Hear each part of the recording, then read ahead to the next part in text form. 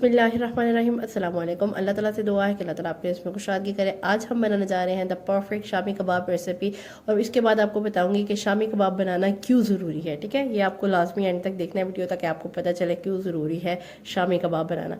इसको बनाने के लिए 3 से 4 घंटे मैंने दाल भिगो के रख दी थी। 1 गिलास बस पानी डाला, उसमें 1 बोनस डाल दिया, 1 टेबल स्पून नमक, 1 टेबल स्पून लाल मिर्च पाउडर, हाफ टी स्पून हल्दी डाल के आपने इसको हीट, थोड़े से खड़े मसाले भी ऐड करने हैं और हीट पे लगा देना। ठीक है, शामी कबाब बनाना इसीलिए भी ज़रूरी है क्योंकि अगर आपके सडन कोई आपका कोई गेस्ट आ जाता है तो ये एज अ टी स्नैक भी बन जाता है और आपके खाने में भी एक प्लेटर बन जाता है। ठीक है, इसीलिए शामी कबाब हर वक्त घर में बने होने चाहिए। इसके बारे में आपकी क्या राय है, मुझे कमेंट सेक्शन में ज़रूर बताइएगा। अच्छा, इसको साथ ही साथ मैंने 1 चम्मच ज़ीरा ऐड की है, थोड़ी सी काली मिर्च ऐड किया है, लौंग ऐड किया और 1 प्याज मैंने इसमें ऐड करके इसको हीट पे लगा देना है। हीट आपने तकरीबन इसको कि जब सीटी जलेगी ना, आपने 10 मिनट गिन के ना आपने इसको हीट देनी है। आपका पानी भी बिल्कुल ड्राई हो जाएगा और साथ ही साथ आपकी इतनी ज़बरदस्ती दाल भी गल जाएगी। दूसरी तरफ मैंने बोनलेस निकाल लिया था और बाकी जो खड़े मसाले थे वो भी मैंने निकाल लिए थे जितने हाथ में आए।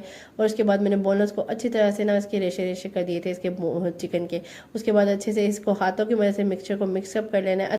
बिल्कुल इजीली वो मिक्सअप हो जाएगा और साथ ही साथ आपने चिकन के जो रेशे किए थे वो इसमें ऐड कर देना है। अच्छा, आप मेरे साथ जरूर शेयर कीजिएगा क्या मैं ठीक कह रही हूँ कि वाकई शामी कबाब बना के रखने चाहिए कि फटाफट से गेस्ट आए और आप फटाफट से इसको सर्व कर सकते हैं।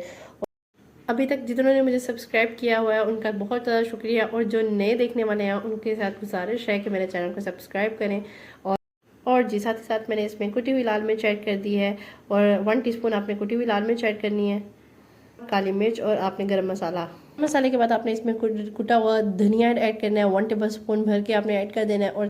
और ग्रीन चिलीज़ आपने 3 से 4 ऐड करनी है, ब्रीक ब्रीक कट करके, बहुत मज़े का टेस्ट आता है। और साथ में धनिया ऐड कर देना है। ठीक है, वो मुझे दिखाना याद नहीं रहा, वो मैंने डाल दी थी। इस तरीके से आपने शामी बना लेना है। इसका ये फ़ायदा होता है, इसको ओवर अ मंथ आप जितनी देर मर्जी स्टोर कर सकते हैं, ये ख़राब नहीं होने वाली।